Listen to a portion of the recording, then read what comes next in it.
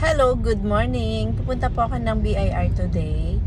Ito po yung malapit sa may SM, yung dating Ever Gotesco. Alamin natin kung paano po magpa-change status. Before po pala tayo makakapagpa-change status, kailangan din nating magpa-close ng ating business kung meron tayong business na hindi pa nakaklose, hindi na nag-ooperate. Kailangan mong dalhin yung mga resibo ng BIR mo na binayaran dati, tapos yung kanilang ledger or mga booklet ng resibo na inisyo nila sa'yo.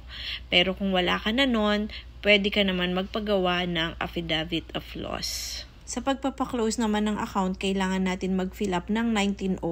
Hingi kayo sa guard ng 2 copies and then fill upan nyo yun. And then ibigay nyo na kung saan kayo nakapila doon sa pagpapachange status nyo. Married to single. Ano yung sunod-sunod na gagawin? Ano yung form na fill upan natin? Update ko kayo later. Kailangan dalhin mo yung annulment paper nyo or certificate of annulment. Hingi ka sa guard ng 1904 na form and then fill up ka 2 copies. And then pipila ka na doon sa change status na counter. After natin magpa-close ng account, so proceed na tayo doon sa pagpapacompute yung babayaran na CGT ni seller or capital gain tax.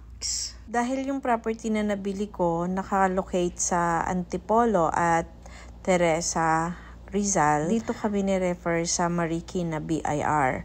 At dito din babayaran lahat ng mga kailangan naming bayaran. Kailangan kumpleto tayo sa papel. Nandito yung deed of sale, nandito na yung title, at kailangan din natin mag-prepare ng pera para doon sa CGT. Meron din po tayong babayaran na document stamp. Nasa pag-uusap nyo na lang ni seller yan kung sasagutin ni buyer or hindi. Mabait naman kasi si seller kaya ako na lang ang nagbayad ng document stamp.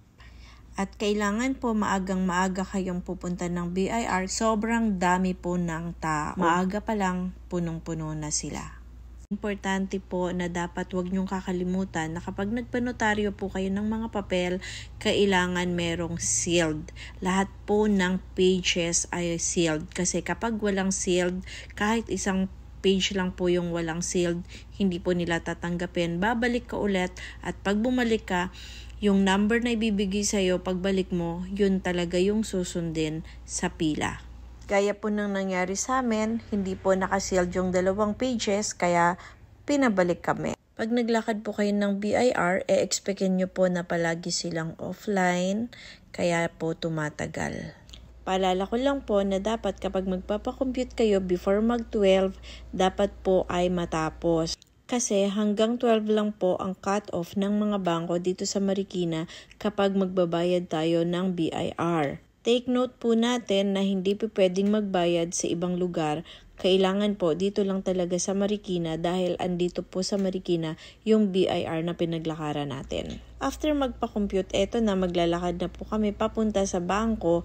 Malapit lang din po sa BIR para magbayad. Malapit lang sana yung bangko kaso ang swerte namin kasi pagdating namin cut off na. Video ko yung mga sakripisyo natin. Gaano kahirap maglakad ng CGT from BIR Marikina hanggang dito. Wala pa tayo sa oras sa BIR. Bilis mo. Dapat pala pagka maglalakad ka ng maraming pila, ikaw yung pupunta. Para mabilis. Magaling siya mag-drama. Nadaan sa drama yung ano eh. So drama pila. Pero ay mo nagtra-tricycle na kami para lang maayos namin. Ay, ang galingan na parang umikot lang. At dahil hindi po kami nakapagbayad ngayon, so babalik kami bukas para magbayad. Good morning! Ayan, pupunta tayo ngayon sa Metrobank Marikina para magbayad. Update ko kayo mamaya. Siyempre, kailangan natin mag-seatbelt for safety.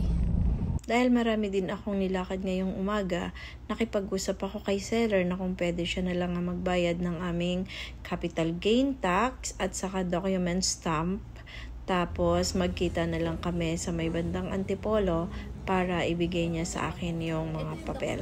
At eto nga, nagkita kami sa Max at inabot niya sa akin lahat ng papers na kakailanganin ko kapag kinuha ko yung e-car. Kailangan po nating madaliin yung pagbabayad kasi meron daw duration. Magpe-penalty na naman kapag lumampas tayo doon sa duration nila. Yun lang, sana may natutunan kayo dito sa video namin. Thank you! Bye!